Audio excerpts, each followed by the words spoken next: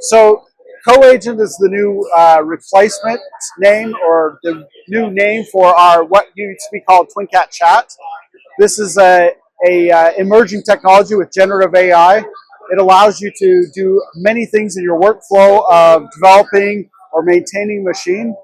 So the reason for the name change is actually because it evolved what is happening in this space with generative AIs. And so we have agents that represent PLC, agent that represents IO, agent for HMI, agent for our help system called Infosys. And all these agents get coordinated based on the chat that you give it.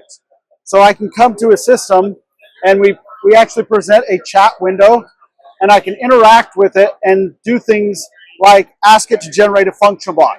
And it will actually go out, and then it leverages different LLM models. So you can hook in OpenAI's models or Anthropic's models, or even local models if you don't want to use cloud services. And then from those models, it's going to give us a response. And quite often, it will not only give us a response, generating a function block, but even descriptions of what it's doing, inputs and outputs, and even code examples of how that could be implemented. This is just one example. You can also do things where it actually leverages the context in your project that you have open. So if there's function blocks in there, it can modify those, add documentation, change code, any of those kind of things.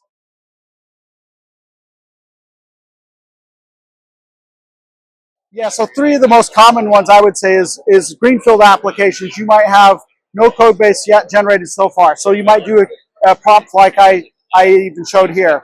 Or you might build some of your library tools that you'll need for an application. Describe the application and build it up. That's a pretty obvious one. The other application that I think is a great one is you might be coming in to support a machine that was built before you were around on this. And you can actually, because it has context about the PLC, I can ask it things like, tell me what this function block does, or tell me how this machine moves through states.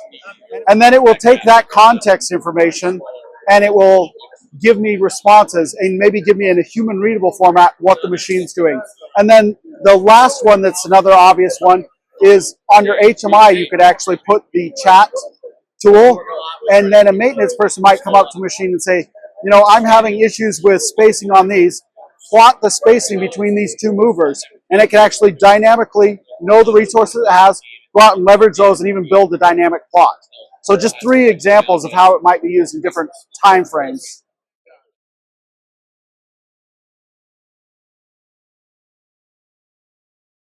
Yeah, so when it does come back, there's a few things. First off, I would mention right now, a lot of people are throwing around the number of 70%.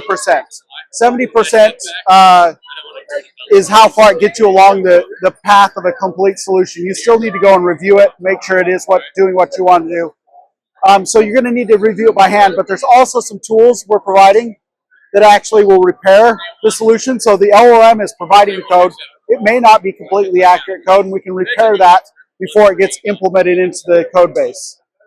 And then once you've repaired it, or you like what you have, you can both import it into the PLC directly, or you can merge it if it's a change to existing code you had. So you can merge and even accept those changes, deny them, sort of cherry picking the results.